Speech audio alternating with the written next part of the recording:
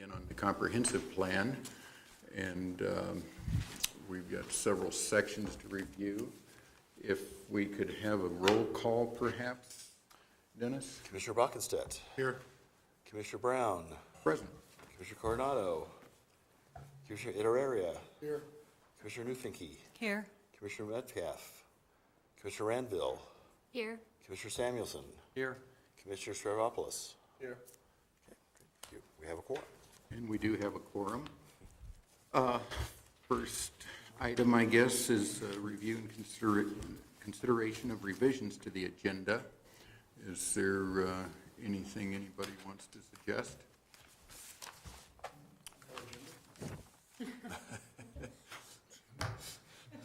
I'll take that as a suggestion. Yes. Right. I did want to make a couple of announcements at the end of the meeting, so they'll be brief, I assure you. Sort of in form of a report, I guess. All right, then. If hearing no other suggestions, Section 2, we're going to be reviewing committee reports and draft text for several sections of the comprehensive plan. The first section we were going to cover, vision and overview, which is the purview of David and Craig. They are both unable to be here tonight, so we're going to schedule that to our next meeting. And in the next section, under that review, is the format and where to put the timeline, and that was Pavlos and Kurt. Oh, not at all, sir.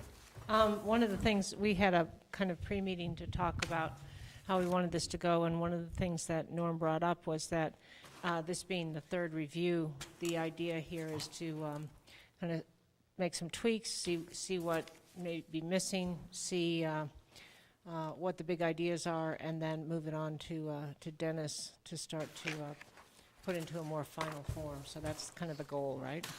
Right. These first three portions we discussed once before in a regular meeting, once at our workshop, all-day Saturday meeting, and then the second part of our agenda, actually technically the third part, is going to be a first review of some of the committee reports. So those we don't have to try to rush through, but I would like to come to some conclusions on these first three. Format and where to put the timeline. Pavlos and Kurt. The format that we talked about, I don't know if everyone still has this one that I think we all agreed that the less complicated one, similar to the ones of Hopkins, Minnesota, was one that we would model ours after. I think we obviously we're going to take out the cost part of that matrix. Time frame, did we want to say the time frame to be short-term, long-term, or medium-term, long-term, and then ongoing, or did we want to put specific years in, something like that? Those are things that we can discuss on exactly what goes in each of those parts of the matrix. And do we want to have this responsible party, or I would say it's pretty much city is the responsible party, so is this. Well, I think we should have responsible party, even breaking it down within city. Something like that. So is it something that's planning commission? Is it something that's staff? Is it something that is city council? Is it something that may be a combination process? Again, to a large extent, the average citizen who may be looking at this may not be familiar with the whole process. So I think breaking it down so they know where that is.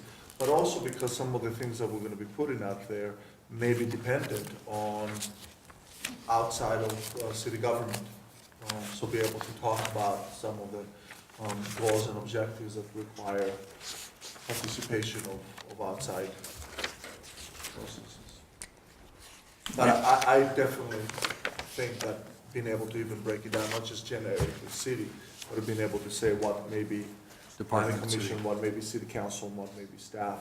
And I think that's important even for us, as we're delivering this to city council, to indicate to them, this is something that you need to do, and if it is staff, it is something that they may need to instruct staff to make it priority, like Suzanne had talked about in the training and orientation that we have for the boards and commissions. That staff already has certain given priorities, and if I could take other stuff, other work on it, they need to be given some specific direction on that. And putting it in there, presumably, that also, if nothing else, it gives Jim Woods as the city manager the ability to state that if city council has approved that, then, and it had stated that this is a staff responsibility, the assumption is there that city council has approved for staff to do that work within the timeline that has been defined, whether they can go there and change it. Now, I don't know, and Dennis, I mean, I would be interested in hearing also from you and Suzanne, if that would be kind of a sufficient.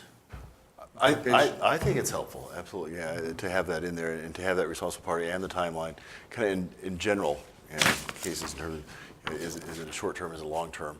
So you have some sense of what your priorities are. A responsible party breaking it down, not just city, but Right. of I think there would- staff, Right. planning commission, Applicants, city where it might be. council, Right. applicant, you know. Julio? When you're talking about timeframes, I understand, and I'm looking at the one here under Hopkins, and it refers to action step definitions is the way it's categorized.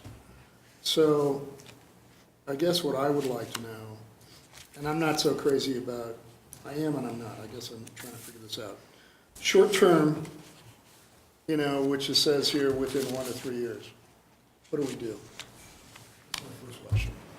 Same thing is true for the midterm, which is now 3 to 5 years. What kind of an action do we create? And the same thing under long-term. So that there's, I don't understand, you know, I guess it's one thing to say that that's a part of time, which it is, but I want to know what are we going to do for that? See, personally for me, I look at short-term and I probably would cross it out only to say, you know, because it's just too short. I would say, you know, between 3 and 5 years, we want to go back and take a glance at whatever we've adopted. And then, under the long term, I probably would go greater than 5 to 10 years. I'd probably go a little bit, maybe 10 to 15. Because you're going to have another, if you will, another 5-year increment in there in between to look at it again anyway.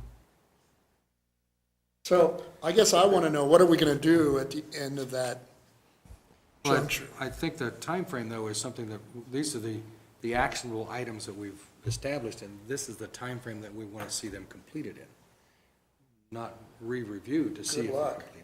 I mean, I don't Well, know it's of a budget that's going to do that, to be honest with you. I mean, you know, I think it's very, very gallant on our, you know, but I also think it's somewhat difficult because we have no idea, like we didn't know about this recession. So to say that we had untold, you know, you're talking in an ideal situation that you're going to have money to create the end that you're looking for, whatever that is. No, not all of them are, Well, Require money. anytime you ask for staff to do something, that's money. If you ask somebody else to do it, like Dick Farley, that's money.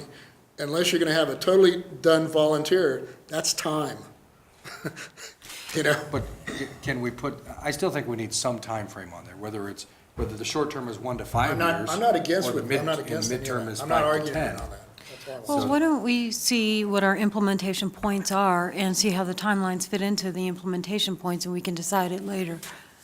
You know, I think, I mean, it'll either come easily or it may not. And, I mean, when you talk about staff resources and money, I think part of your mission is really to have the vision of maybe that ideal world that Julio says we don't live in, but isn't your comp plan supposed to be kind of that ideal world? And if staff wants to weigh in that we don't think we can accomplish this or that, then that's really for them to weigh in at that point once they've studied it and come back and either come to you or come to council and indicate that they need more time on these parts of the timeline, but it at least sets, I mean, at least it tells them these are short-term, and even if they're moving some of those to midterm, it sets the priorities in more of a numerical order. Yeah, I So- think that priority is probably the most significant thing. Historic Preservation Board's gone through and done their work program, and they've set very tight timelines that you know, they may need to go back and revisit in terms of can we get all this done because of budget and staff and time, not only for the board itself, but also staff and consultants. But I do think it's really critical in terms of setting those priorities. That may be a more critical, you know, part of it than actual dates and years, but actually, you know, saying this is our highest priority, this is our secondary priority. But it's nice to have some goals as well in terms of if we could do it in 5 years, ideal. So. Pablos, Steve or Jennifer, anything before we let Pablos weigh back in? Any thoughts on timeline? The priorities, that sounds, whether it's, a priority of this is 1, 2, 3, or, but the priorities there's some way that we can show that we want to work on this in the implementation. In the timeline? Do we need to put actual years in there instead of like, as the short term or midterm, which basically will then prioritize things without throwing exact times on them? That's what the work plan for HP board is. I think they've got during year 2011, 2012, and so on. I think there needs to be Remember some correctly. sort of years on there. So short-term to you may be long-term to me. You may think Yeah. short-term is 3 years, and I think that's a long time. So, and if somebody's picking this up to look at it, I think they need to have some idea of what we think short-term is, 1 to 3 years, or is it 1 to 5? I'm not saying 3 is the number, but And I also think to take care of unanticipated events and things that you can't plan for, you can overlap them. You can say 1 to 5 years, 3 to 8 years, so that there's an overlap and it can move as it does, and you can have a range in there. But I think that it tells the story to have a timeline of what you expect to accomplish. So I would suggest that it's more powerful to have a timeline than not have one. Back to Pablos. One of the things I want to say, priorities. I think priorities is really important. Priorities and timeline are not necessarily the same thing. Something may be because there's a couple of ways of seeing priorities. One can be in terms of what ought to happen first. So another category that I would suggest in there, especially once we get into implementation, might be the idea of dependencies or order, that there's some things that have to happen first before other things can happen. So you can look at a timeline that way. But priorities can also be in the sense of something that we feel is critical, that is really important to happen, but it may take 10 years for it to happen. We may decide that there's just sort of something really important, but it cannot happen in 1 to 5 years. There may be some items that are relatively simple and straightforward and really can and ought to happen fairly quickly, but they're really not all that critical or that huge of a priority. So looking at the ideas of timelines, and I would very much agree with Kurt, not only do we need it, but having some illustration of what do we mean by short-term, mid-term, long-term. Having a sense of priorities, what do we feel is critical, what do we feel is, sure, it would be great, and what, hey, if we can get to it, that would be fantastic. So that it allows staff and council and others to prioritize. And then if we get in some more complex items, maybe even the idea of dependencies or order. would we also put in then a priority column, priority A, B, C? Yeah, Along with I would suggest a priority. timeline?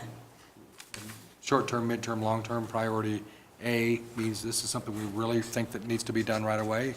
Priority B, get to it in that 3-year time frame. Priority C, if we don't get to it in 3 years, we can add it on. Or numeric, 1, 2, 3. So a high priority item may yet take 10 years.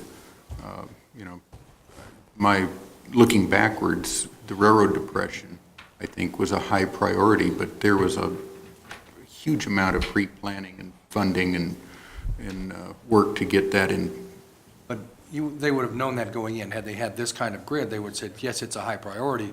And it's more of a, they also have a category of ongoing. This is perhaps an ongoing item rather than a short-term, midterm, long-term item. And so ongoing could be, the railroad depression is ongoing until we get it finished.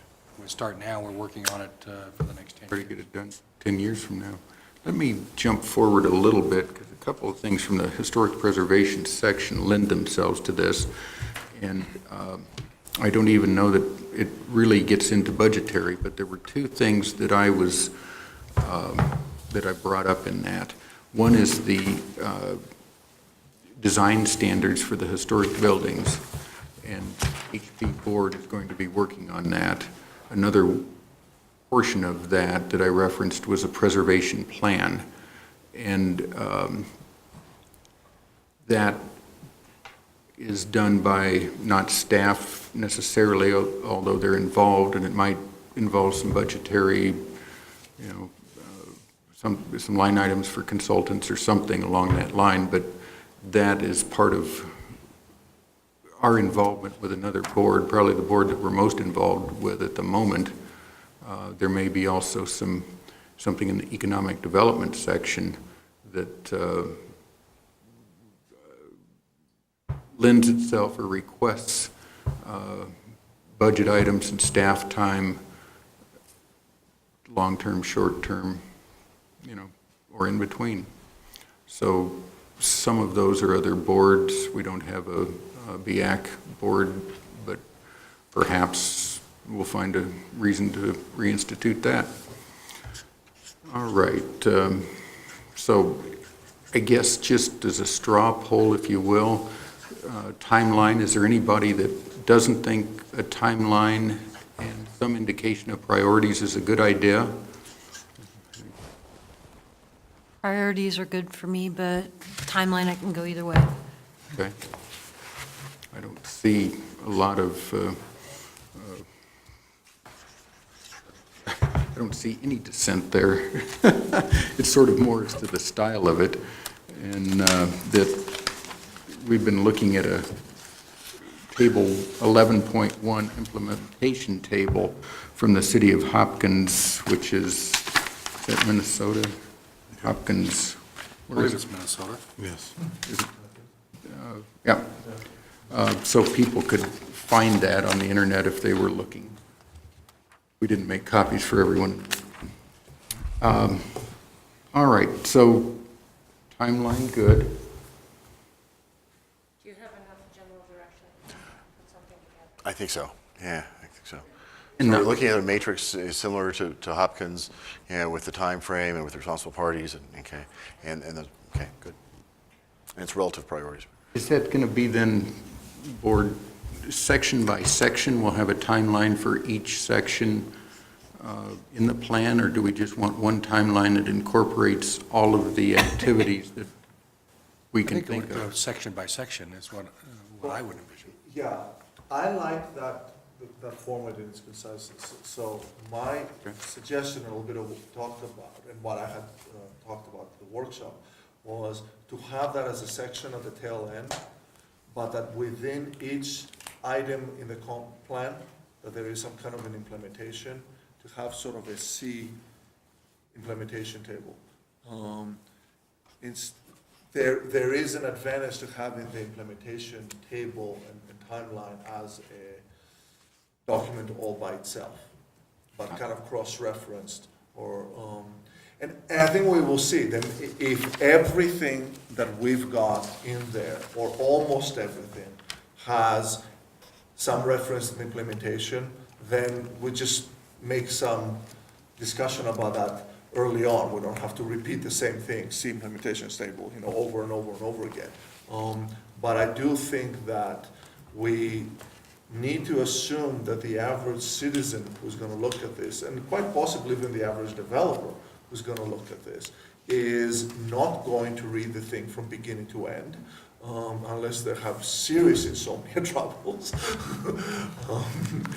How about this, that we go section by section with a timeline and priorities like this Hopkins matrix, but at the end, we've got a table that shows all of our number one or A priorities. So you can simply turn to that if you're interested and see, okay, what's number one on their list from whatever sections? Some section may have a couple things. So at the end of each section, have the implementation table for that section, and then at the end, as an appendix, list them in order of priority, or at least just the top priority. Yeah, just the top A priority list, maybe. Does that sound workable? Sounds good to me. Are you listing it in two separate places, at the end of each chapter, and then also in the implementation? At the end, in an appendix, only the A priorities. But not also inside the priorities, Well, inside each chapter? They'd be in each section. It would be in each section, but then it would be a footnote saying, go to the implementation table, and at the beginning of the table, then have your top priorities, your number one priorities listed there? Well, I think what you're proposing is organizing it, that there will be two ways in which citizens could look at the implementation table. They can either look at it by section, at the end of each section, or they can look at it by priority at the end of the entire comp plan, and we're only listing the top priority. I'm not so sure about only listing the top priority in the bar. I like this idea of having two different ways that they can look at it. They can look at it by priority, they can look at it by section. But listing only the top priority, I'm But not, I'd like to have all the top priorities implementation all at the back in one section.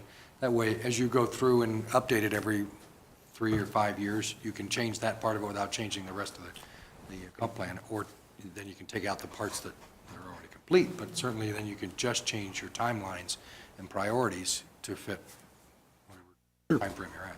To fit what economic conditions dictate, budgetary and so on. Okay. I think, let's see, what was the other portion, what you guys had? Format?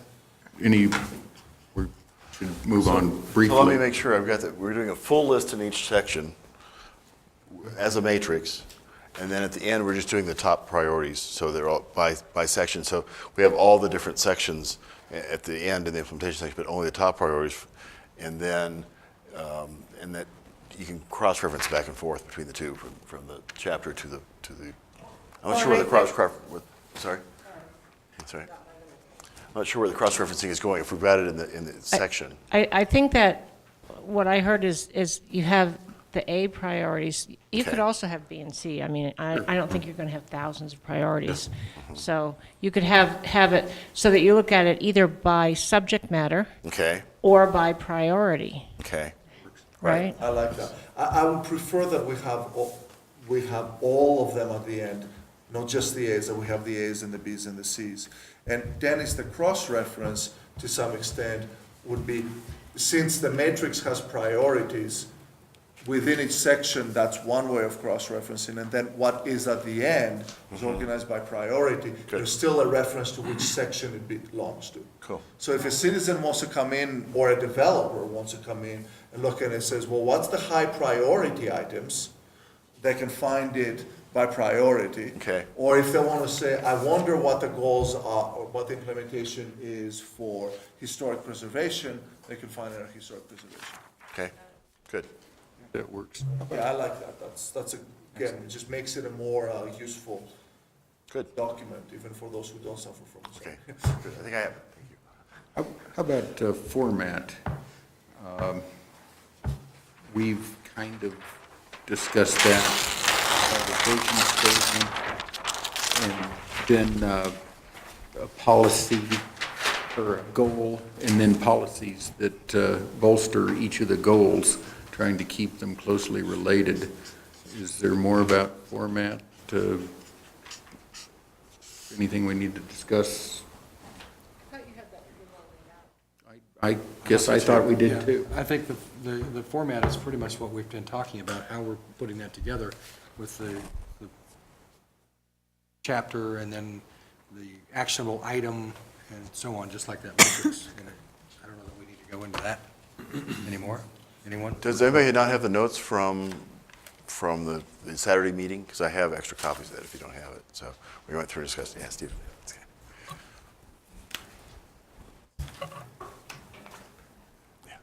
You have a copy Oh, you do have? right now. I didn't print out. Thought I sent it to you. No, I gave him. Oh, you gave one just now? Okay. Most organized bunch in the city right now. But maybe a softball team. We had discussed at different times, because since we're talking about format, there's another related subject that I think which is the how much information. And I I'll copy think them. there is a general, my recollection is that there's a general impression, that general consensus that the document should be brief and concise, but there's also, I've heard concerns and interest in having background information available, to some extent, or at least the context within which, not extensive background, but some summary of the context within which those decisions were made, because that's one of the things that we look right now in the there are sections in the current comp plan, which of course have been updated since 1981, but there are some sections that really haven't been changed. Question so we is, I don't guess, have- as people have been going through and drafting their sections, have you found that an easy thing to do, or is it feeling comfortable to you to write that background for each chapter and each recommendation? Maybe that's been. Also make a suggestion, a lot of comp plans will have, here's the policy, and here's the intent, and within that intent, you can say, here's what we're trying to do and why. And that may serve as, and it can be brief, but you don't lose the thread of conversation, which is, I think, the point you're trying to make. I like the idea of the background document to be separate, but yet a summary of some of the discussions and how we came to the conclusions for our various subjects. And I think, and then also to summarize the public input, because I think we had so much of the public input, and we haven't really distilled that into one concise document that can show, here's what we did for public comment. And here's why we took these decisions, and this is how we understood. Again, it provides not just our own intent, but also the context within which those decisions were being made, because, again, we can, being, like Julio will often say, kind of landing into the real world, we're talking about having updates every 3 to 5 years, but those may or may not happen. Some sections may not be visited for a while. The best intentions can be, but if we've done a lot of work, but I would like to see that sort of as a separate document or as an appendix or something somehow that doesn't clutter the main document, but it also doesn't get stripped from the main document for someone who does want to look at it and say, why did that decision get made? Frankly, I mean, as a current commissioner, I would appreciate if that were there before. Anybody who's ever looked at computer programming code knows there is well-noted code, and there is code that doesn't have any notation whatsoever. If you ever have to clean up old code with no notations, you're thinking, why on earth did you do that this way? And there may have been a very good reason. Let me suggest then a possibility that occurs to me, that we've got our policies and goals in each section. At the end, we're going to have our matrix of priorities and timelines, and either right before or right after that matrix, we have a statement that relates to that section about the intent. And so if you want to just see policies and goals, it's right there. And if you want to look at. I would suggest that we be brief as possible. Well, see, but One to two paragraphs. I don't think being brief in that format is not going to be, I mean, there was so much discussion and so much But input that, we can't put everything in there that. Oh, I know, I that understand, those but I people want. think- And we can't impart all the information that we've distilled over 36 months into this book and say, this is how we got to that decision. They have to take a little leap of faith and say, we understand that you did the best you could, and with these 1 or 2 paragraphs, we understand what you're trying to get to or how you got to that decision. Or they can go watch all the, Let me make a proposal, because that may address some of the issues that I think Linda and I are touching, but also permits us within, we add a statement of intent with the visions, the goals, and the policies as a very brief that is incorporated in the document. There seems to be general agreement on that. In terms of the background material, I would suggest that after the comp plan has been approved by City Council, we as a planning commission draft a separate document that, and Suzanne, jump in if I'm stretching the thing, but that is not part of the comp plan, it's simply a summary of the planning commission. It only needs to be approved by us because it only talks about what we've done, that just says, this is how we went about the process, this is how we found, this is, came in, kind of like our own diary, so to speak, or concise, that can be useful as a separate document. So I think that can be useful for us and for everybody else. That doesn't need to go through public hearing. I would suggest that it doesn't need to go through public hearing, does not need to go through council approval, because it simply is our summary document saying, this is how we engaged through the process, this is why we took the decisions, we made the recommendations that we made. Diary of a Mad Planning Commissioner? And I would even suggest that maybe we call it. But see, I really think we need to submit these as a separate document with the comp plan, only because I know that the city council is going to really want to know what our logic was, what the public input process has been in developing the comp plan, and I think that's going to be very important to them to see that we have done this. I would disagree. I think they've been following along, most of them, and they follow our meetings, they understand what we're doing. That they might want to have it in a separate format, but I don't think they need to see it whenever they see the comp plan. And I'd much rather get the comp plan out than spend another week working on this kind of document. I think you could direct Dennis to do some of that, because of course, every time you present something to council, there's a staff report that goes along with it. And if you wanted to do it as a report from the planning commission, Dennis could go through what steps have, you've all taken, and if you wanted to look at that report, and, I'm sure that wouldn't be a problem either, but some of that is going to necessarily be included just because of the way we present typically. I don't know that it's going to be a separate report, but it's going to show up as a council communication at the very least to say, here was the timeline, here was the input, here's how we got these different sections. If it's presented like other documents are presented. If you think about even a rezone, you're going to have that staff report with it, and it's going to go back and say, here was the planning commission's comments on all of these things, and that's not included in the ordinance or in the rezoning itself, but it's always included as a backup in the staff report. So to the extent you want to direct what goes in the staff report, I think you could do that, and maybe everybody reach the same goal. So maybe a slightly more, well, I don't know, that's even accurate to say slightly more extensive report than usual, because that's not a usual thing. A 36-month process, I think, would. So if we say that a staff report that is appropriately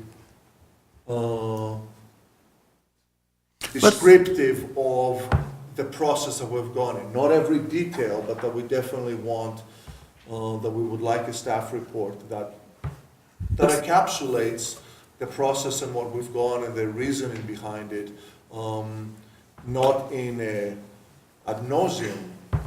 let's leave that in the abstract, and maybe, so we can move to the second piece of it that we're going to deal with directly, which is historical preservation. Keep in mind our discussion about format and timeline. I've got a draft to hand out. It does not have, it doesn't have a matrix with it for timelines and so on. But it can be added, and we should discuss priorities a little bit. And then, at one point, I did have some items about the background referring to the True Grit and the public meetings that we had, the open house down at Hudson Gardens and so on. I don't have those in this version, but with this discussion, maybe, and Kurt, I was actually thinking, when you said 1 or 2 paragraphs, I was thinking 1 or 2 sentences. It will depend on the section, I think. Let me hand these out. Get 3, there's 3 sets. Thanks. Just to let you know, this is a copy of the map that we had. The map piece is a copy of the map, Civitas map, I think, from Dick Farley when he was making his presentation, and I made a couple notes based on past discussion. We changed the building heights in a couple areas, one from 50 to 45 and one from 60 to 50 specifically, and this map reflects that.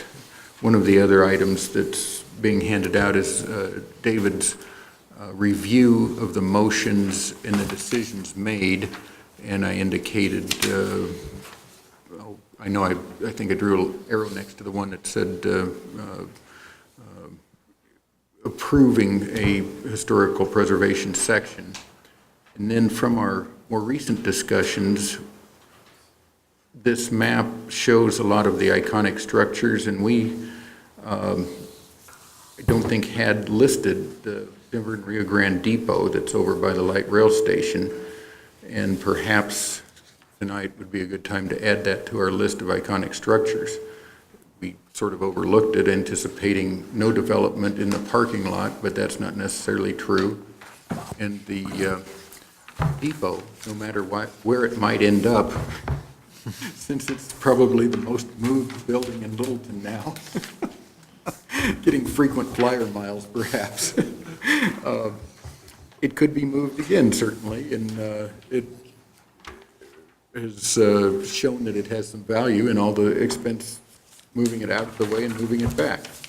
So I guess my first question is, would we like to add that into the appendix, which will include a list of the iconic structures, and also onto this map?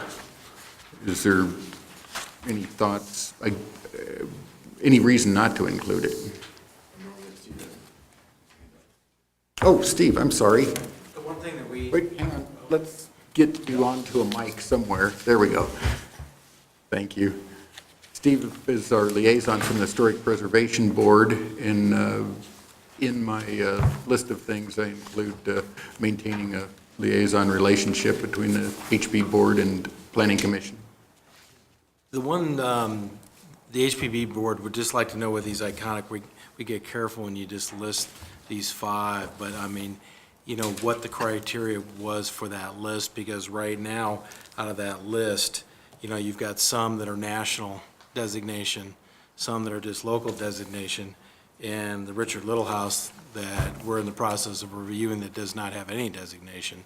The other thing we looked at that's missed on here, and whether it falls into the comp plan or not, but the Geneva Lodge is on the National Register too. So, and the depot was one of the ones that we were bringing up also, that if you're going to do iconic structures, that you know, and then the list beyond that would drop into the Coors Building and the Abbott Building are all designated individual structures.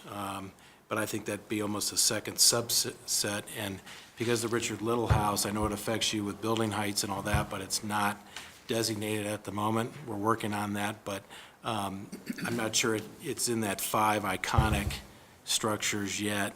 And it has obviously a lot of tie to the city, but the structure itself has got issues with it, so we're working on that part of it. So we're a little worried that you make it the 5 sacred cows kind of element, and if you do that, you start with a national individual designation first.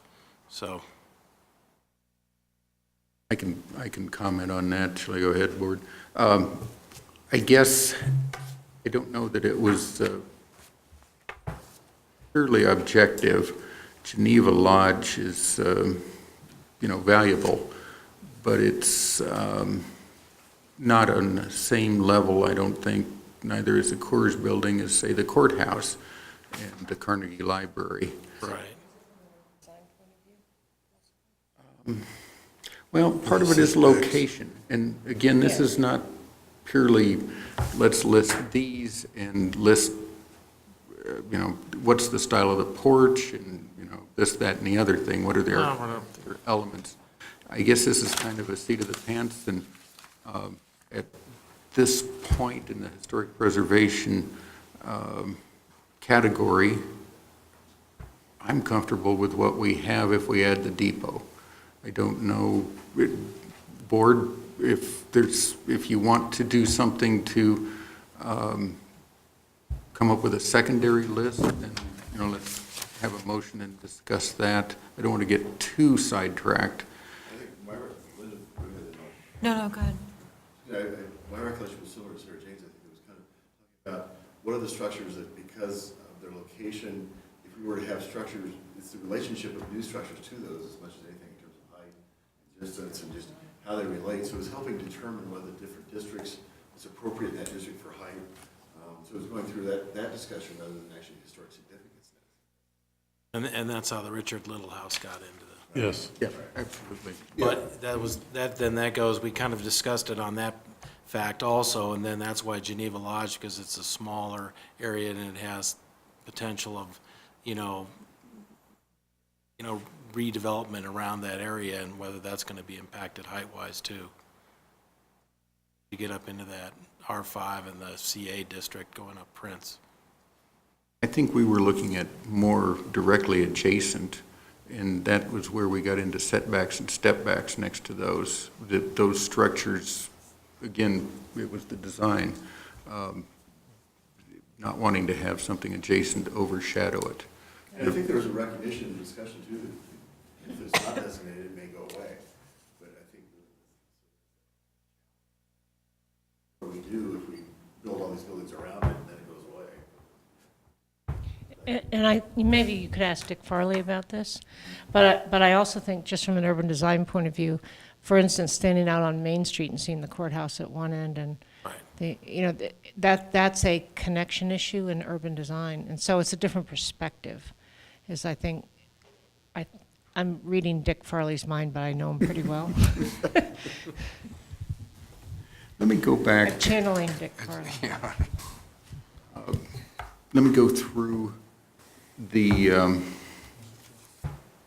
was in the form of an email, the historic preservation section, and get your ideas about that. I think if we were looking for succinct, I took two other versions we had of this section and tried to distill them and combine them, and referred back to the notes from our last meeting, the workshop. Somebody's not hooked up. We've got the preamble, I guess, which I took directly. It's a shorter version than one of them, but it mentions Central Area has 24 structures on the list of merit, and so on and so forth. Together, these structures and sites help set the Central Area apart from other communities. Then I have 3 goals, and I have policies under each. And Steve Bockenstedt, who was discussing this with me, said he didn't know if the format with policy 3, for instance, and then A and B portions under that was the format that we wanted. We can use all numbers, use all letters, and arrange it, but I've related the goal, for instance, goal number 1, elements of downtown built environment that are essential to unique sense of place will be preserved, and it goes on a little longer. And then policies. In this, I refer to design guidelines for historic buildings, so that would be something that needs to be developed again in our priorities. We would need to prioritize that and put that into a matrix. And the other one that we'd gotten together on, I think, is coming up with a preservation plan. Both those things are actually projects of the Historic Preservation Board. Both, it would be relatively easy, I think, to indicate our priorities. They are already working on them, which means our timeline may be very easy to establish on those things. And even the likelihood of funding, I think the Historic Preservation Building Standards is something that they talked about,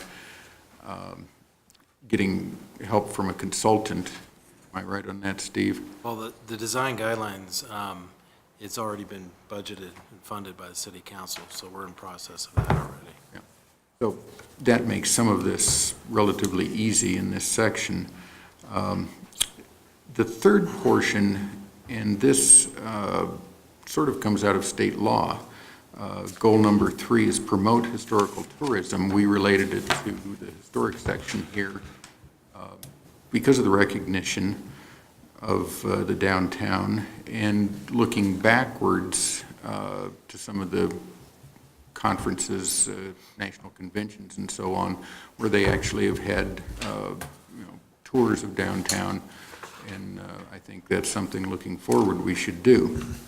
So, commissioners, you've had a couple minutes while I waxed eloquent. Any thoughts? Jennifer?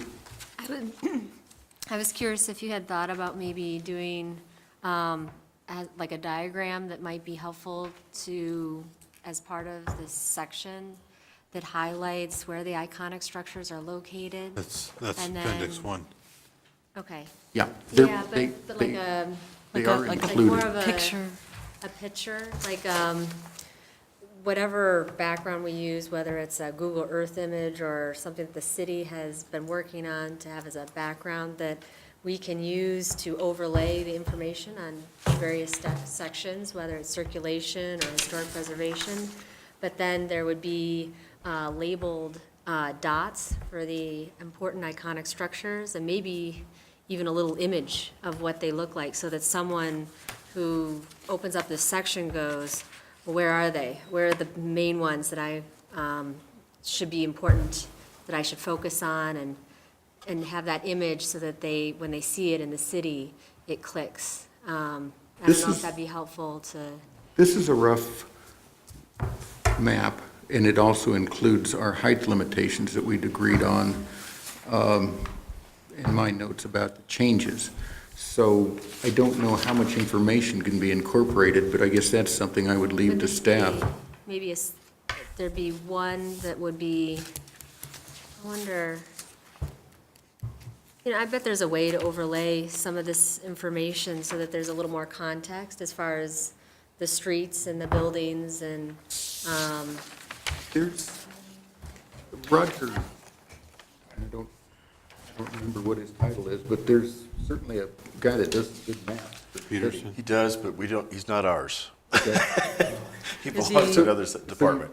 So it's really tough to get time from him. I mean, he really does as much as he can, but he's so swamped with his own work. So we really need to contract it out when we do that. We're trying to get GIS in-house to the extent we can, and then we can start doing the overlays.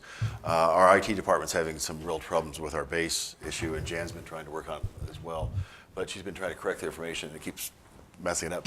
But the intent is to actually have the full GIS, so we can actually get that kind of information and blow it up for the details, and then follow through, so we've got the ongoing kind of update in terms of what's happening with land uses and as zoning changes, so we actually can have that graphically mapped and can be pulling it out. That's where we're heading. It's just gotten kind of bogged down. We've thought about actually maybe sending that out outside the city. It's a little dilemma because we do have capacity in-house. They're just so bogged down with other stuff that it's a little tough. So, And just one other thing, I think that's a good comment, not only for this section, but it will be for all sections. And my guess is that, Dennis, that's going to be part of what you're going to do. Yeah. Is to figure out how those things are consistent within the document. and work in terms of giving orientation to the reader.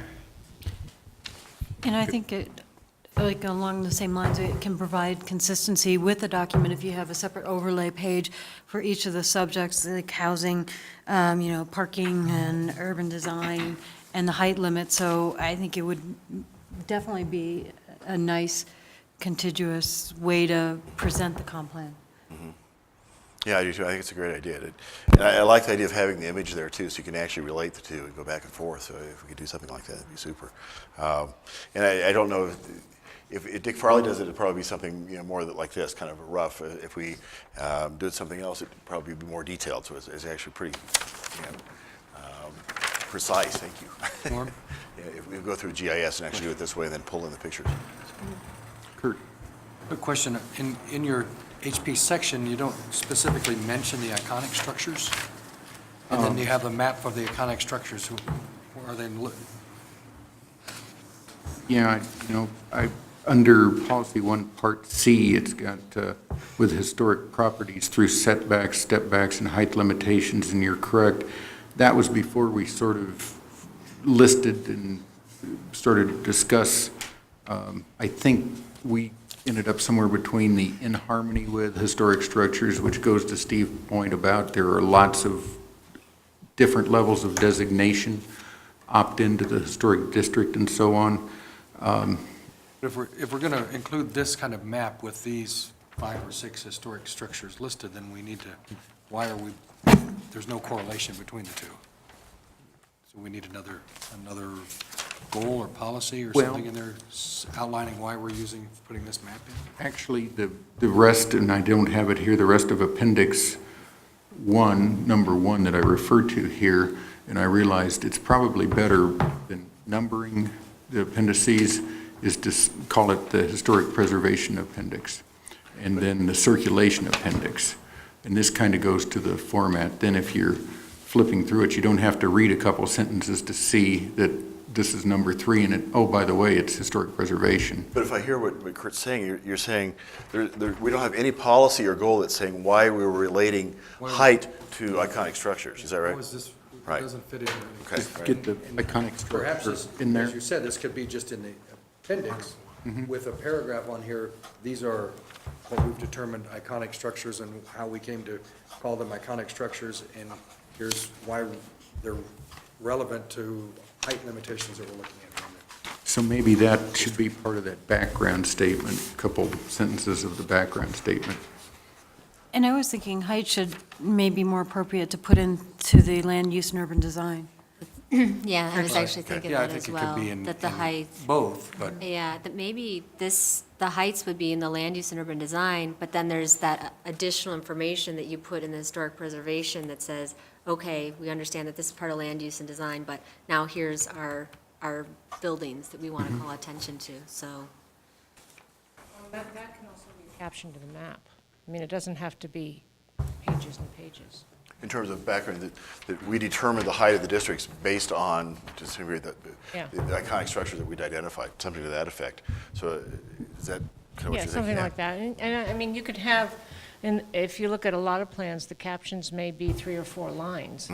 But basically, along with the graphic, it explains the idea, and you don't have to get very verbose about it. Pablos.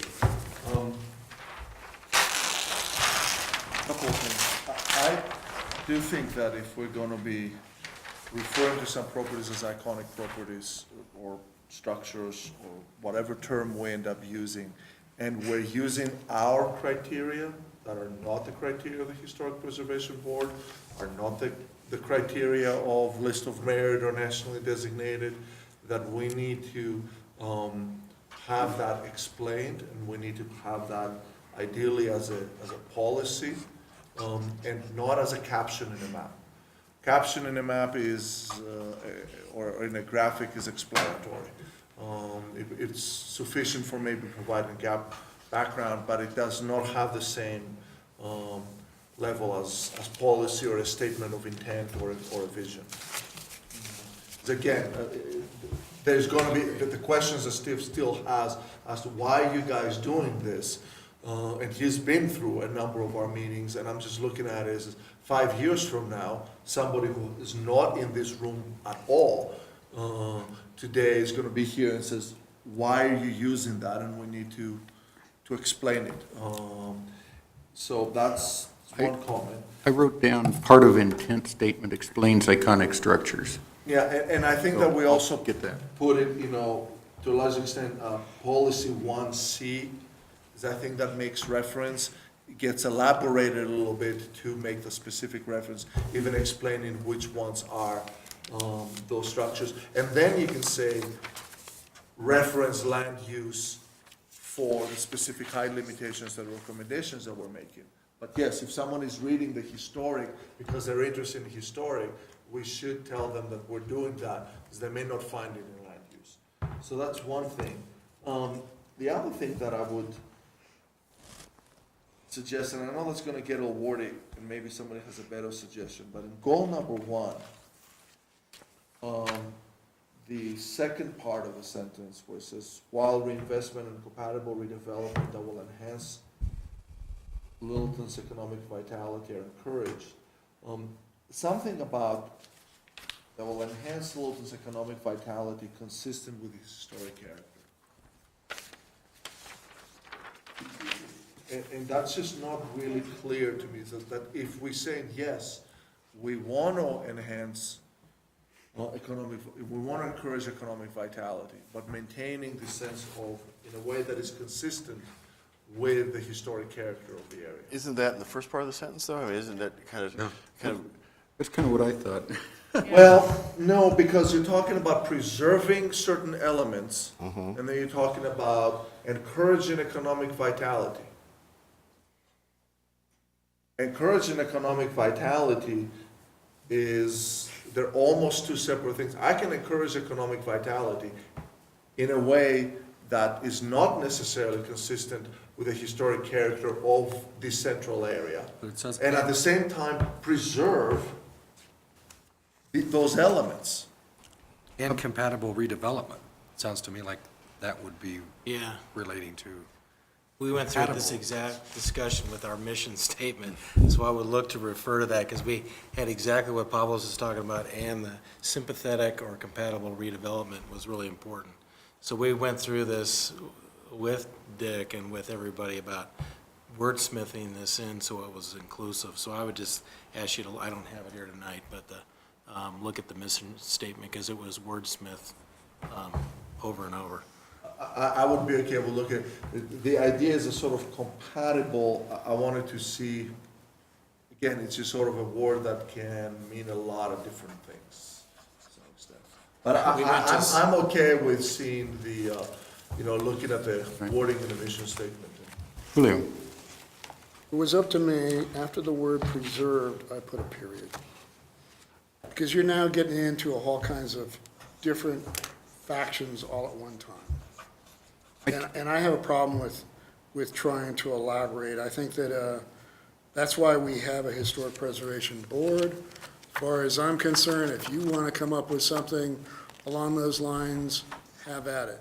As a goal for us, I'm interested in creating an environment that, a sense of place and identity, period.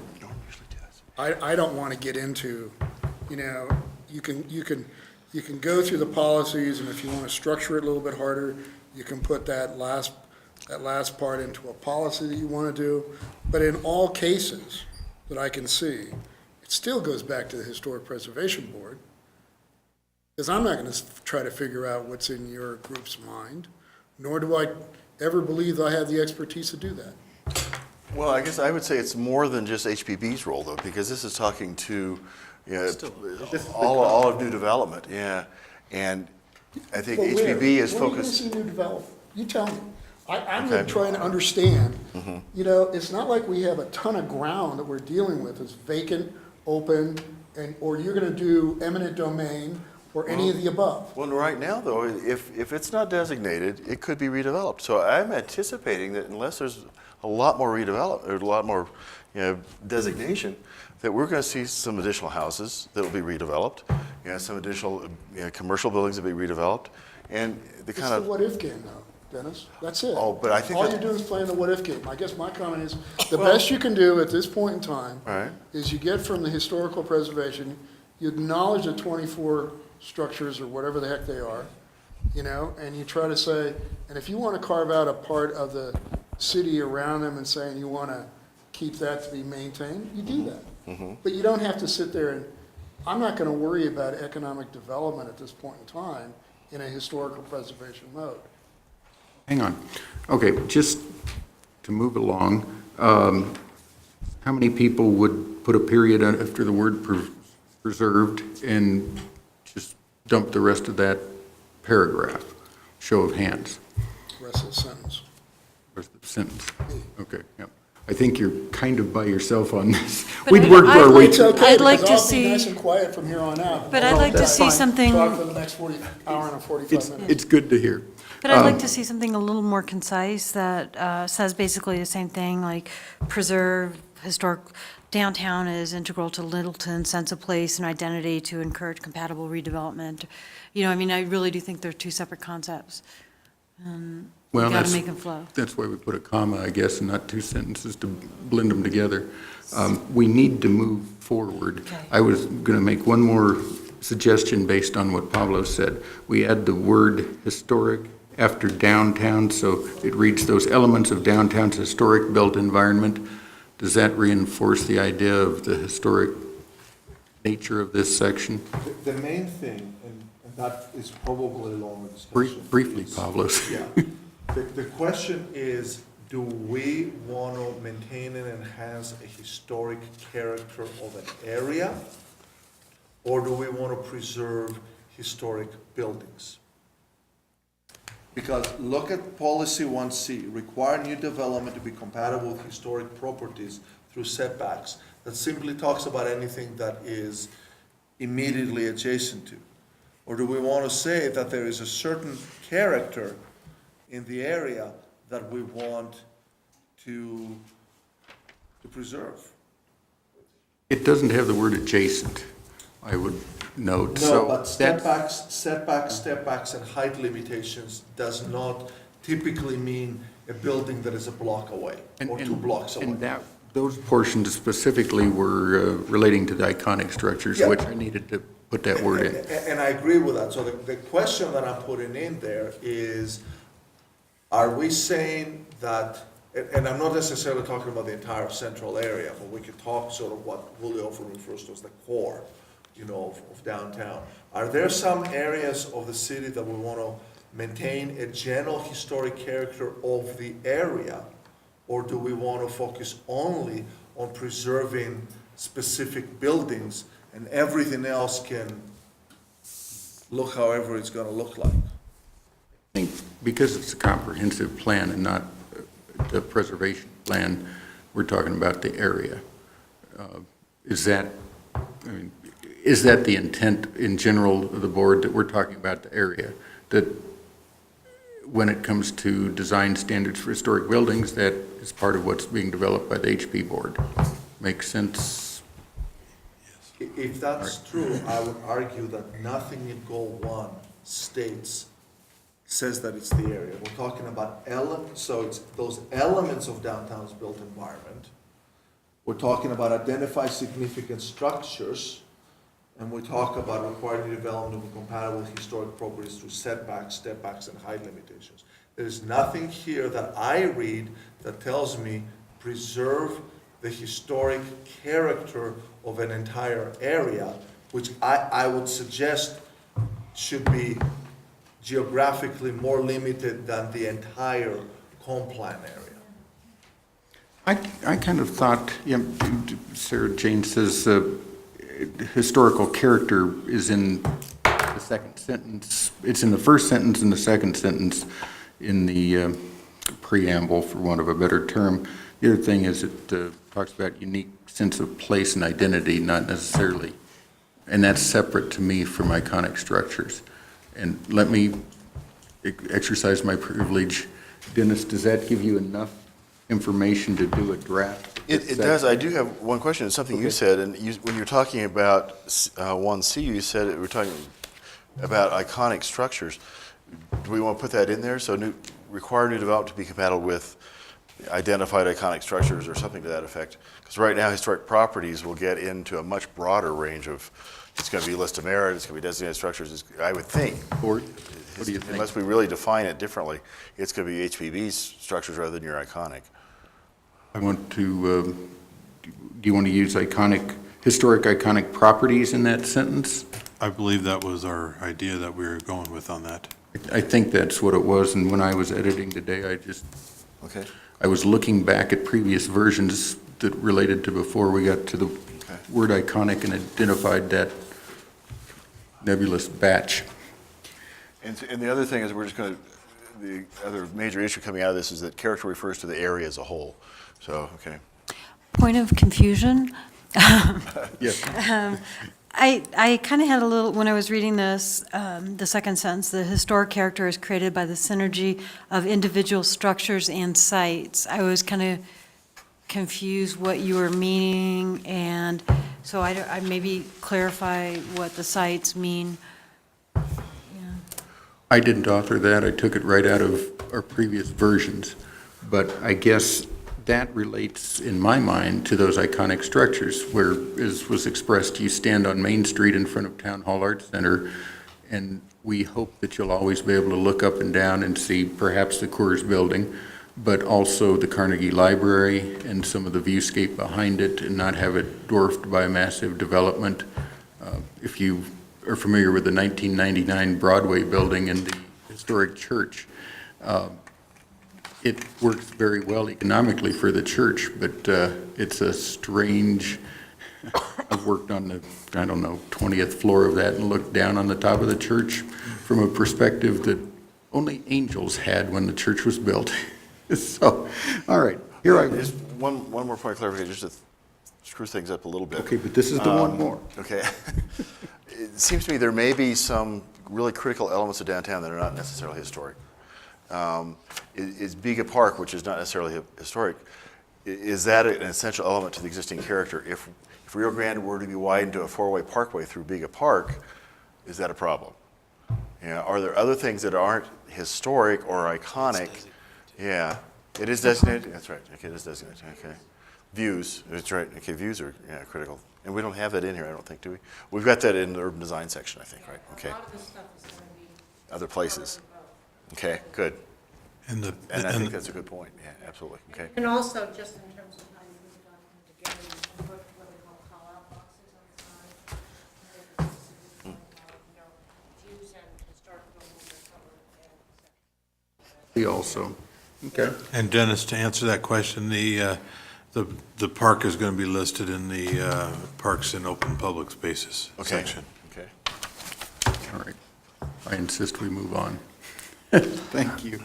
Good comments, everybody. I should have gotten this all to you a week ago.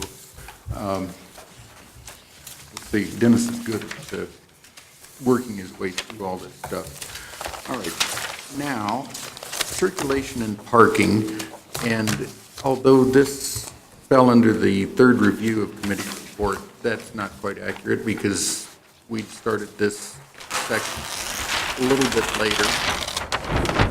And the first real go at it was at the workshop, I think. And David Metcalf had sent out some comments, and I read through it with his comments in mind, and I know Linda looked at that, and Jennifer perhaps she did also. You did, whoever did all the work on this, you did a great job. Several pages, I think we need to distill it down a little bit. That was Jenny. We commented several times tonight about, let's be brief and succinct, so let's discuss that section. All right. And does everyone have it was sent by email, but does anyone need a copy? I think, did you make any additional copies? I did not. I Okay. can go make some if anybody needs one. Okay. I apologize. Is there anyone who needs one to look at? Because I can give you one. Okay. Jay, do you need me to make some copies real fast? It's all right. You sure? Steve, do you have a copy? Okay. I apologize.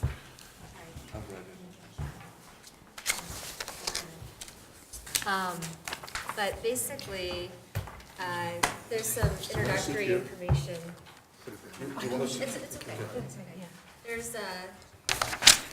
There's some introductory information in the beginning, and maybe that's better in an appendix, or at the end, we talked about placing. And here, I'll just. And, but we actually do, we get into the goals. We organized it with the modes of transportation, and I don't know if that would be helpful to everyone, but to put the goals, there's a general goal for all modes of transportation with the pedestrian, bicycle, public transportation, and vehicle. And then there's individual goals that go with each type of mode of transportation. And so some of the, and we did include, just wanted to highlight what designations or key destinations are important for our circulation that we're trying to connect. And so, and again, that may be best in an appendix, but at least we wanted to call attention to this. And we wanted to make sure that our assumptions were laid out straight, up front, so that you guys could look at that in conjunction with the goals and policies. And I think, I don't know how many have had a chance to go through, there's essentially mainly one primary goal with each transportation type, and then it's several policies that go with them. And I think for the pedestrian and the bike transportation is just trying to encourage more, it's safer, it's more user-friendly, and encourage people to walk and bike more so than take their vehicle. I think one of the implementation things that we highlight is the bicycle master plan, that being an important element. And then highlighting with the public transportation how key the light rail is and taking more advantage of that.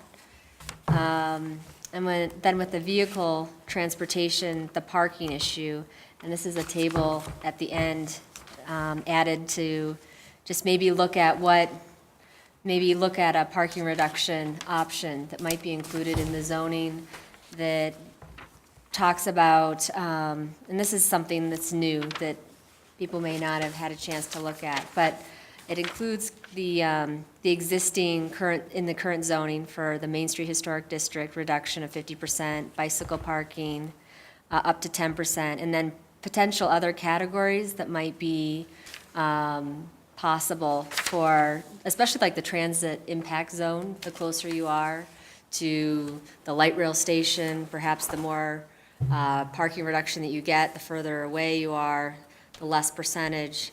Bus stops, if they're within walking distance of the site. Mixed-use development, there's also that sharing that takes place that could be relevant for parking reduction and sustainable development. So it's just something to think about. And would you like to add something, Linda, to call attention to our emphasis? And definitely we've been thinking about safety, and we talked a lot about the crossings in our work study and trying to make those crossings safer for people, bikes, and highlighting intersections, highlighting options of how we, just to address those areas. So, and highlighting pedestrian and bicycle routes, that's part of, I think, the diagram that we call attention to. It would be great to have a circulation diagram that precludes the section to highlight high level that these are priorities within the circulation. Yeah, and as Jenny had mentioned, that diagram would include the fingers and identifying the destination points and identifying the key crossings as integral to the plan, so much more visual as well as in text.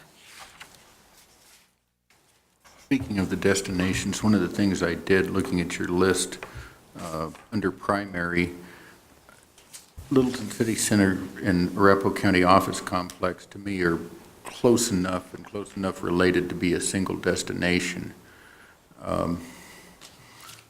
If you're going to get to one on your bicycle, you're pretty easily going to get to the other one, or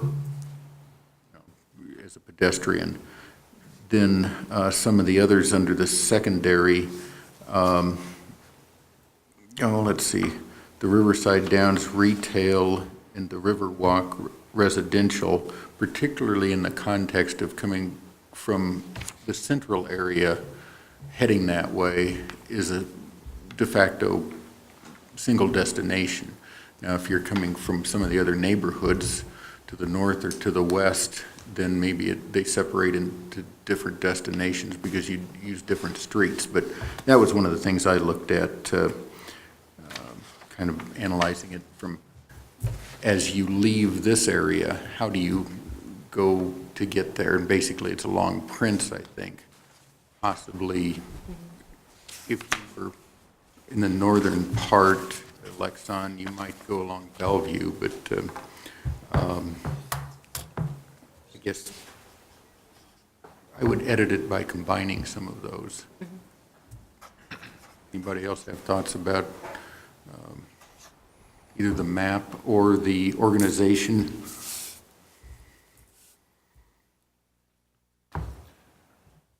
I think that there is, one of the themes that we heard a fair amount, at least that I recall, during the public input, was the whole question of connections and signage, and of people not knowing where things were, how to get there. And I think there's a lot of stuff in here when we're talking about how do you make a crossing or a road safer for pedestrians and for bicyclists.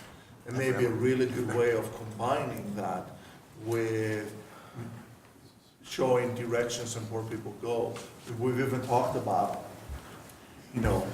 people zoom up and down Santa Fe, but they don't necessarily know, or how to turn into downtown. Well, I think it's fairly obvious from the work that the city just finished not too long ago on the repaving of Main Street, and the very clear crosswalks. They're a visual indicator to drivers as well as to pedestrians, and it gives this symbol, what it signals. And I know what it signals to me both as a driver and as a pedestrian, because I'll drive through that area and I walk through that area a lot, is this is something I should pay attention to. As a pedestrian, it tells me that this is an area that is more welcoming to me. As a driver, is another visual cue as I'm going down. It says, whoa, there's something here I should be paying attention to. We could use that as a ways of drawing people in. And actually, there is a goals and underneath the vehicle transportation, we talk about gateways. And I believe, we did include signage, didn't we, with the highlight? So we were trying to include those elements. Right. And I think part of the organization of this is with pedestrian transportation, bicycle transportation, public transportation, and vehicle transportation, we were trying to cover all those bases. I was going to say also, Pavlos, on policy 3D, it's improved safety by color markings on high-traffic street crossings, which I believe the ones on Main Street, I don't think Public Works does that or can do that. I think that's an outside contractor that applies that red overlay. Yeah, I'm not sure. Is that right? I mean, they certainly directed it, and I don't know if they did it themselves. I was kind of thinking they did it themselves and went back and repaired it themselves. Oh, well, and that's even better than as far as budgeting and identifying, budgeting, and prioritizing, some more of those to be done. Don't know if it has anything to do with which are state highways and so on, if it's possible, but it does help drivers not park directly across the crosswalk, which occasionally happens. And it draws the eye, and it may be in some ways easier on Santa Fe to do a better marked crossing than to put another, because what we've heard all the time is that putting in another sign that directs drivers into town might be particularly difficult, but creating a crossing that addresses safety issues, but also kind of a unifying graphic identity, so to speak, visual identity that creates connections, can be useful, because there's a lot of different ways. So the idea is not just on the gateways, but also on the connectivity. Occasions we talked about Los Creek. I mean, there's a few places here. Interestingly enough, we have 2 waterways that are going through downtown Littleton. We've done whatever we can, short of putting them completely underground, to hide them from view. If you include the city ditch, it's the third one. And, we'll end up, I suppose, walking along the top of that with the city trail, Littleton City Trail or City Ditch Trail or whatever the final name will be. I suppose a section of cobblestones on Santa Fe like they had at the Indianapolis 500 is out of the question. As a general direction for this section at this point, Commissioners, would you say that maybe it needs to be distilled by 50%?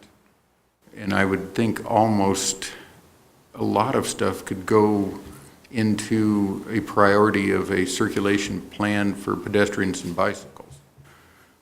Sort of like a preservation plan developed by HP Board, but the circulation plan would be with, experts, either professionals or, the bike consultant. Many of the policies are actually, here's a suggestion, going back to implementation, can almost be taken out. We can create a more general policy and then take many of those into an implementation plan. Because many of them really are sort of the level of detail that will fall more under the implementation. How do you implement this policy by creating bicycle access in this level, by this intersection? Some of them really tend to be very, very specific and may be easier to put in the implementation plan, which means that you still have the substance of everything that you got here. I like this level of detail. I'm not sure that I want it within the main document. Putting it in the implementation plan, I think, may be a good way to just say, this is how we think you ought to do it, but the overall policy remains in place. So if some detail changes on a specific intersection in some area, that doesn't invalidate the whole policy. It just simply says, oh, that particular implementation isn't relevant. And also, if some different detail emerges as a possibility in the future that fits under a policy but hasn't been foreseen, someone can't come in and say, well, you didn't explicitly call for it, and you explicitly called for so many other things, therefore you must have meant not to do that. So that would be my recommendation, is that it's a little bit more detailed implementation plan that moves some of these areas. Good. One of the things as I'm looking through this, I guess what we're really looking for is what are the big ideas, because that's what's going to help Dennis put this together. What are the 2 or 3 big ideas? And as I'm looking through this, it reminds me of another plan that I worked on in another city, where the big idea for vehicles in downtown was that they didn't make secondary citizens out of pedestrians and bicyclists. In other words, the pedestrians and bicyclists were not subservient to moving vehicles around. That was the big idea. And then under that, there were many, many, many things that you could actually do. So I guess as you're trying to figure out how to consolidate, you might be thinking, what are the 2 or 3 main ideas? And I think this is good work, and you should hang on to it, but I think Pavlos is absolutely right that it's much more of an implementation strategy. Had people walk up to me and say, what's the big idea? And then you tell them, they say, so what? What? All right. We want to spend a little time on the second half of this, I think. Is that the committee of 2, or subcommittee, I think, is going to work on that before Dennis tries to take a run at it? Is that where we're at? Yeah, so you want us to take a stab at rewriting I those to think so. consolidate and move some additional items to implementation. Jennifer came in with lots of new energy and ideas, but she didn't have the background of how we'd, I guess, sort of maybe the breadth of what we were trying to accomplish in, good work. I think, all kidding aside, 2 or 3 big ideas gets us to something that's readable. And I think part of the justification of including all that detail is because I think we felt, or at least I felt, that, we need to do something about this. If we don't include it in a policy or a goal, it may not get done. So at least that was my thinking. But if you keep the big ideas in the goals and the policies sort of an articulation of the ideas, and then the details get moved in the implementation plan, would that be satisfied? Yeah. And some of them may be into a section about intent, to stick with our format that I guess we hammered it out.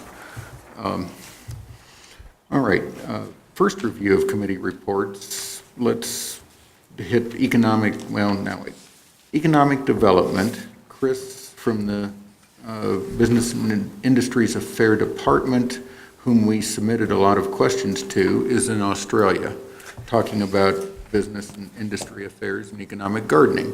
So Linda did some work on this.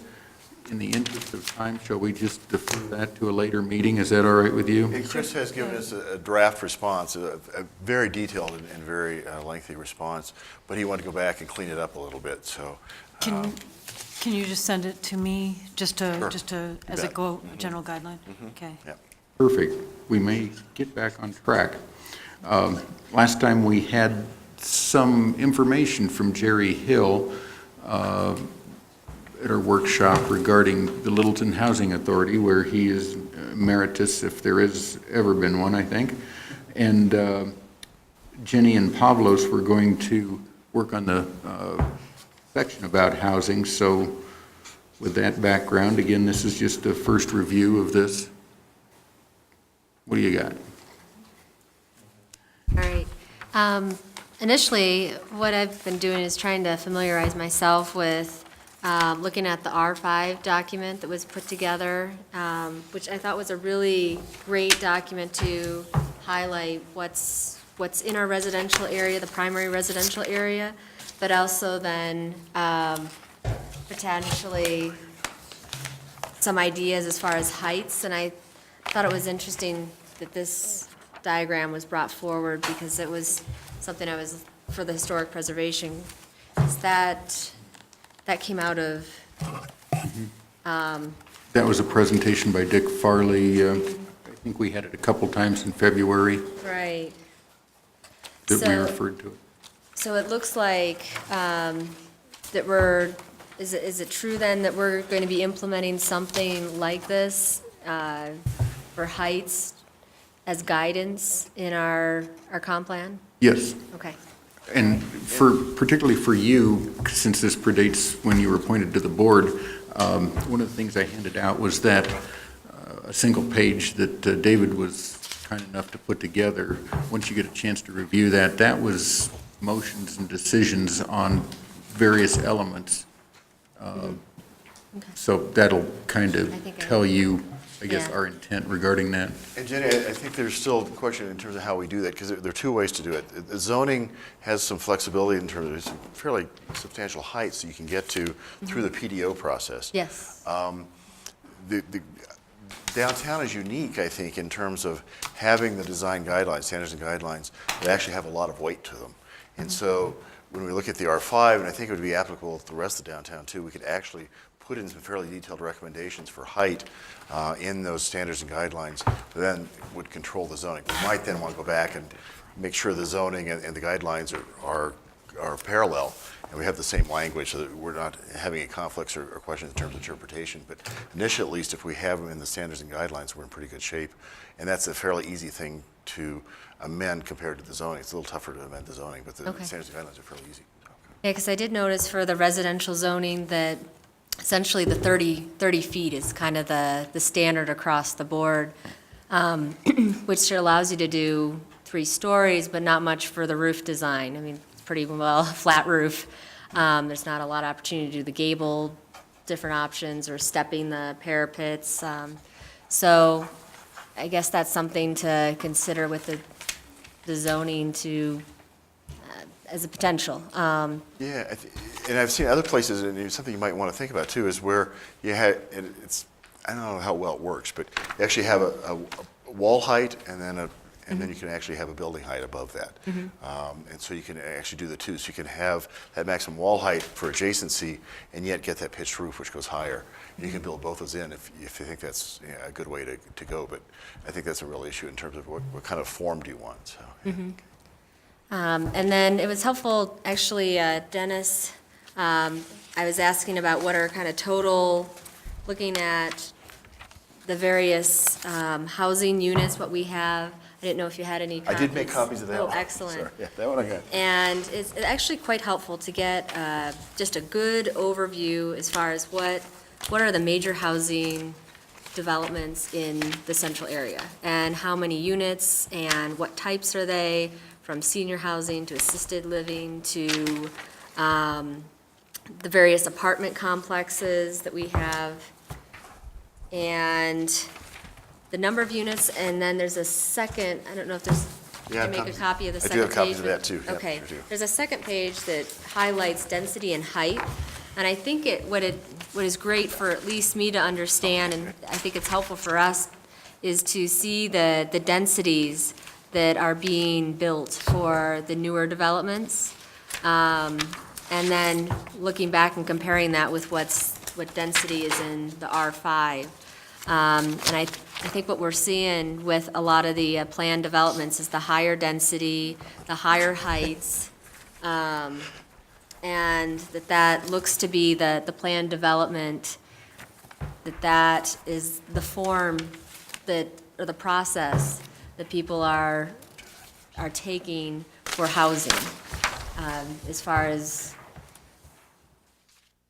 we have the Nevada Place, which is under construction, and that's a substantial project. That, it was interesting, is doubling, with the first phase, it's doubling the R5, and it'll triple the R5 when it's fully built out. So our residential identified neighborhood in the central area. So I think Pavlos and I we really are trying to kind of start to distill what this all means for getting the goals and policies together for the comprehensive plan, as far as what kind of housing types are we seeing right now, and what do we see in the future taking place, and what type of zoning that people are, that's being submitted through the city, that we see, it seems like there's a lot of plan development overlay, plan development residential, and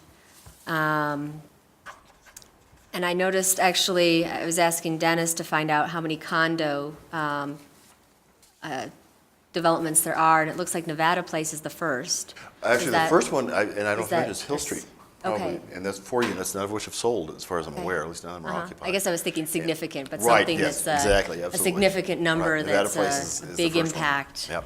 That the Nevada Place is the first, and so, and then we have a second condo complex that's on the, it's been approved, the Sullivan, Also known as Littleton Lofts. the Littleton Lofts, okay. So there's some projects out there that haven't been built yet that are going to add more condo opportunities in the central area for ownership, which I think is good to see. It's- Did I send you the website for the Yes, Sullivan? Okay. yes, I did check it Anybody else out. wants to see that, I'd be glad to send it to them as well, the link. Would anyone else like to see some of the links to the Sullivan Or Nevada Place. or Nevada Place? Yeah. To look at that closer? Could- I Okay, could so send that to you. yeah, Okay. you could send that out. But it just, some of this information I think will give us good context as far as what to make, what's important for our goals and policies to move forward, just with a better understanding of what our housing types are and what we want to see in the future.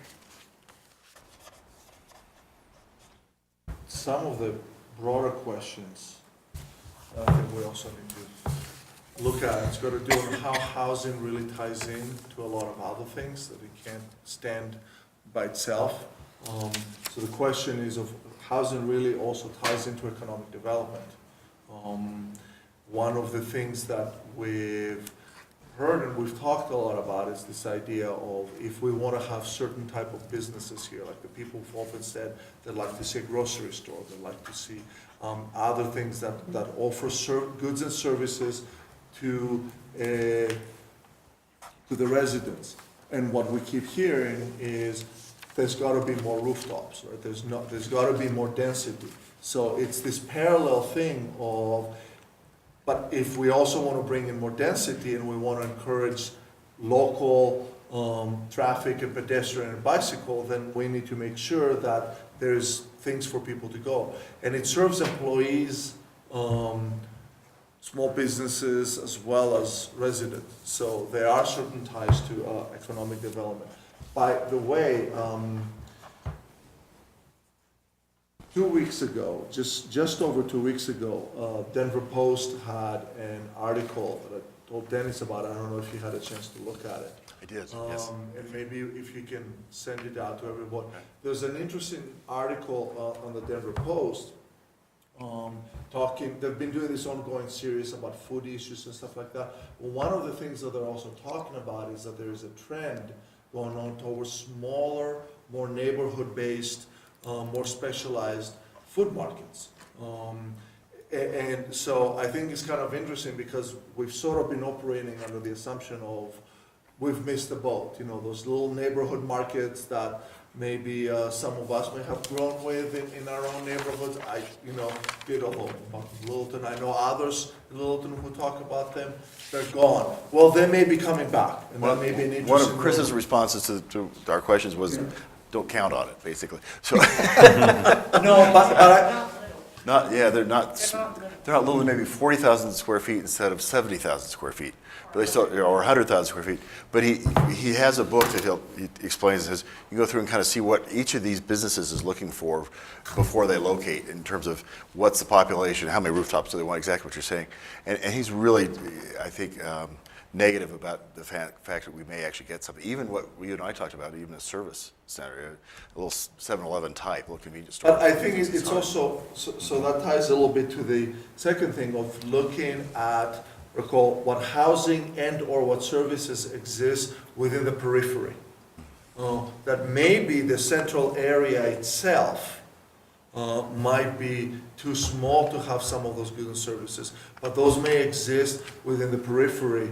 And therefore, as we're talking about connections, what may be going on at Riverside Downs, what may be going on in some areas, ties in.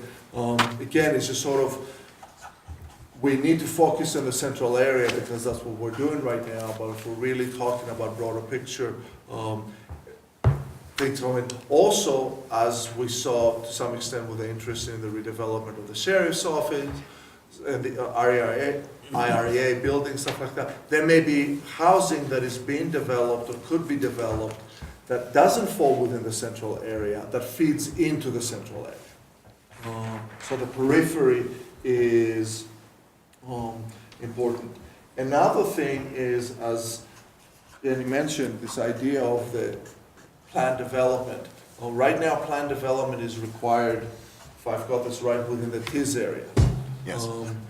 However, not all of the central area is within the TIZ area. Correct. So there is a possibility and a question that we have, do we want to, and even can we, relatively painlessly, say that all large-scale residential developments, I'm not talking about a single-family home or somebody, adding a dormer in their house, but something the scale of Nevada Place or whatever scale we decide, should go through the PD process, whether they are within the TIZ or not. I think that would be a question that relates to the entire comprehensive plan and to the entire city.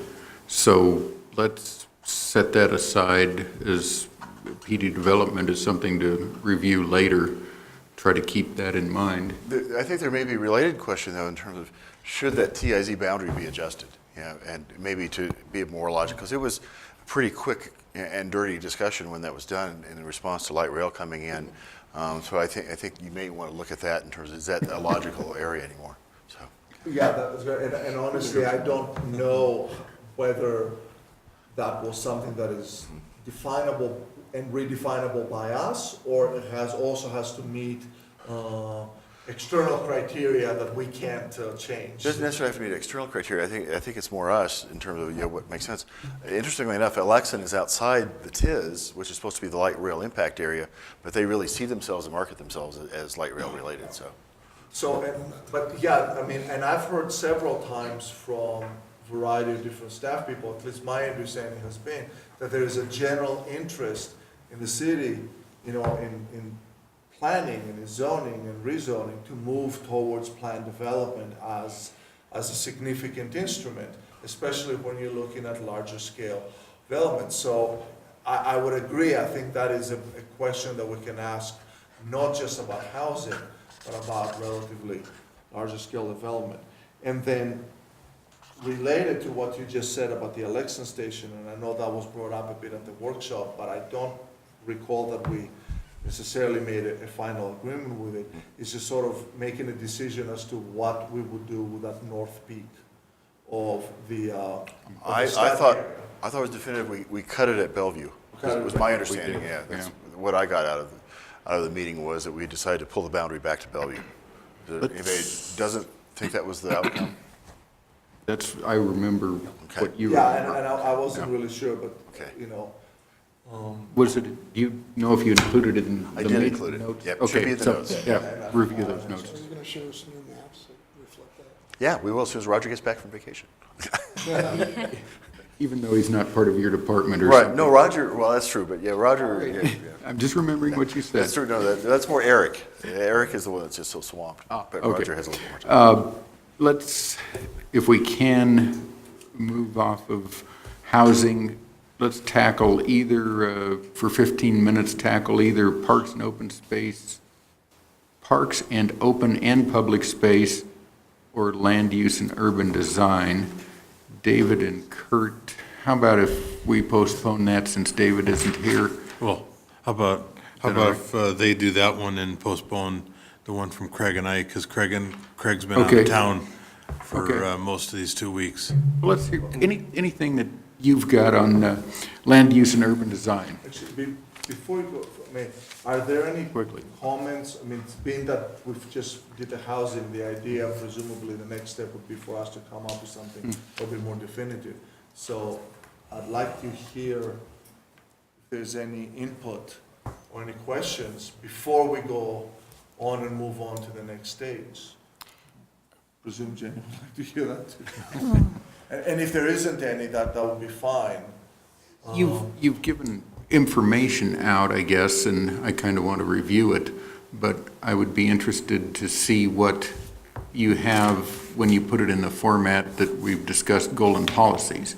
So, So would you like us as the next step to kind of formulate some goals and policies based on what we've got and then get feedback on Sure. that? and based on a chance to review this, it's just raw information. And if David gets a chance to look at this, I've tried to collect a copy of every handout for the staff to send off to David, or he can pick it up here or something so that he won't be left out completely. Good, I'll get those Can I make- for David and Craig. So, Yeah. David and Craig also, yes. Can I make just one real quick comment? Just looking at this central area, senior and market housing, I knew that there was a lot of senior-based housing in downtown, but I didn't realize there was this much senior-based housing downtown. In looking back to our hearing of the residents to the south that was proposed and approved, that was also senior-related, and we had one person from a downtown business, I believe, that said this isn't a good idea to add more senior housing, so. Right, well, and with my apologies, this is an old hand that we handed out months ago. Prince Street Senior Residence has gone away at this point. I think officially, they have never closed on that property. That was the one right here at the corner of Prince and Berry, and that has gone away. They still have the approved rezoning or a PDO on that, so it's approved for senior housing, but we don't have a developer at this point. So that's kind of a asterisk on that one, so. Okay. But Not it is, constructed. it's approved for senior housing, right? So they'd have It to is. come back in and change their Yes. PDO if they wanted to do They sure something. would, yeah. So, and these are, I think, approved as, I think the way I read it, yeah. So in your goals and policies, would we Existing and want to proposed. encourage less senior housing for the downtown area?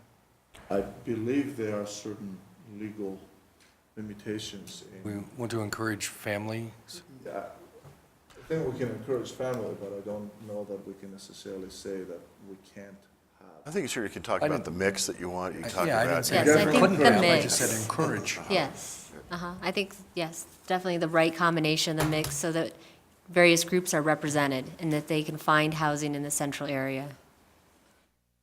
And it- One of the things we've talked about kind of peripherally, we've gone back and forth on it, but we had talked about, will it ever be child-friendly downtown? Is it something, possibly the retail district, but will we have child-friendly housing, the R5 perhaps, but are you talking about encouraging child-friendly? So you might want to think about that too, does that make sense? Okay. And I think part of that will come with working with the park and recreation area, because I think Geneva Park and actually Bega Park have some opportunities by putting playground equipment and other, perhaps different types of basketball courts and other elements that are active pieces that draw children and teens and. Good. The one thing we can't do, whoever was saying, we can't call for all ownership, all owner-occupied housing. So, yeah, there's, that's the one thing we cannot do, or, yeah. that's right. I remember there was one Right, specific. yeah, that's it. In your, did you find that there was enough low to moderate income housing, or is there some additional need for that, or do you have any idea on that? You know, that's the part that we haven't Yeah, we don't studied, have, the price or the Price the point. range that we're. You know, there's some Section 8 housing, I believe, There in is Section downtown. 8 so, housing, the Main is Street that apartments. adequate for this whole area? Yeah, that's the one thing. That's a good, We need to find out. And also then, I think, if we have any of that information for the broader, I think we call them areas of impact. When we had done the initial plan, those neighborhood areas that we knew were not part of the central area were being affected.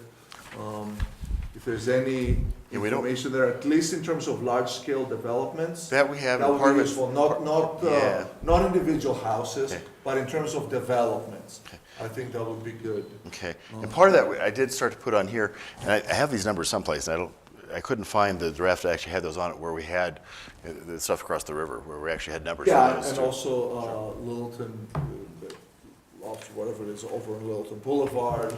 Oh, for sure. Littleton Station, yeah. I think I remember the names, I walked by. And another consideration that I've had, and I wanted a bit, is the possibility of having more liberal home occupancy regulations as a means of encouraging people to live in the area. The home occupancy regulations right now. Home occupation? Home occupation, Okay. yes, home Okay. occupation. So for people who want to work from home, there are certain restrictions as to what you can and cannot do. Right. And if we want to encourage sort of mixed use, there are ways in which you can do mixed use within the same structure. Again, there are ways in which you can create more problems than are worth, but that it may be worth looking at what the home occupation restrictions are, and can they be made a little bit more flexible to permit things without creating too much of an adverse impact on the neighborhood.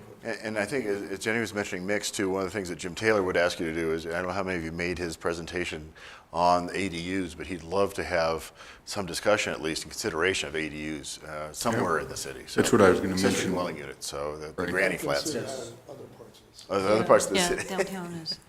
Okay.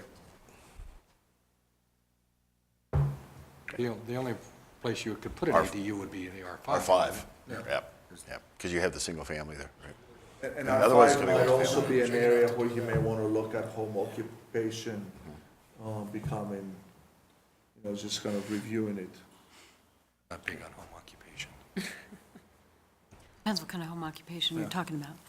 Well, because to the restrict. interesting thing in the R5, one of the things that we had this discussion on, and I brought over, is we decided as a group not to expand any of the business uses within R5, because we didn't want to impact the residential character of the neighborhood. But my question again is, broadened it. would having a coffee shop in the R5 be more detrimental to the residential character of a neighborhood than having a dentist office? Why don't you come back to us with suggestions, and sort of like the parking circulation was, maybe some extra policies, and the planning commission then can cross them out by majority vote if we find that to be problematic. ADUs, of course, that's a way to deal with a couple of different problems. Might not be a bad idea to take a run at it in this section. Kurt and Steve, you're off the hook. We've got about 9 minutes left, so in conjunction with your missing committee members, subcommittee members, next time, maybe next time we can start with these and get the first review out of the way for parks and open and public space, and then also land use and urban design. I mentioned that I wanted to make a couple announcements at the end of the meeting. Is there any other, our liaison is one of the missing ones, liaison to HP board. Is there a couple of minutes that our liaison from the board, as he's shaking his head now? Not tonight. I think he got a couple of comments. Anything about upcoming, the schedule of upcoming meetings you sent out? Any hearings or anything anticipated? No, not at this point. Tomorrow night, the city council is having a study session on medical marijuana dispensaries, to kind of coordinate that with the state legislation that just went through and kind of the changes there. So it's kind of where they're heading. So there's a lot of focus on that at this point. I think that's pretty much it at this point. We don't have anything scheduled. We've got the June 17th, you have the boards and commissions dinner, so make sure you've got that on your calendar. So other than that, Can we RSVP through you? yes, you can. Okay. Are you coming? 2. 1, 2? 1. Okay. Anybody else want RSVP? Yes, Steve, too. Okay. In regard to that, there was a brief discussion. Some of you know Paul Bingham, who asked council last time to consider the cost of that. And Phil Cernanek responded at the meeting with something I hadn't thought about. But in looking at my files, I saw that we had 5 meetings in the month of March, I believe it was. And Phil mentioned the number of volunteer hours, and we've got professional planners here. We've got a whole bunch of professionals, architects. Many of the other boards have, we've recruited highly trained people from all sorts of sectors whose billable hours, quote unquote, would total quite a bit of contribution in volunteer hours. And I thought that was an interesting aspect of that. I also hadn't planned to say anything, but I mentioned that about 25 years ago, when I first was invited to a board and commission dinner, they didn't used to offer you the chance to bring a spouse or a guest. And it was simply one more night where you went down to City Hall and left the missus at home, or she or he went off to do something else. So I expressed appreciation for that, which basically would double the cost of the dinner. That was one of the things I wanted to mention. The other one goes back to again, about 25 years ago.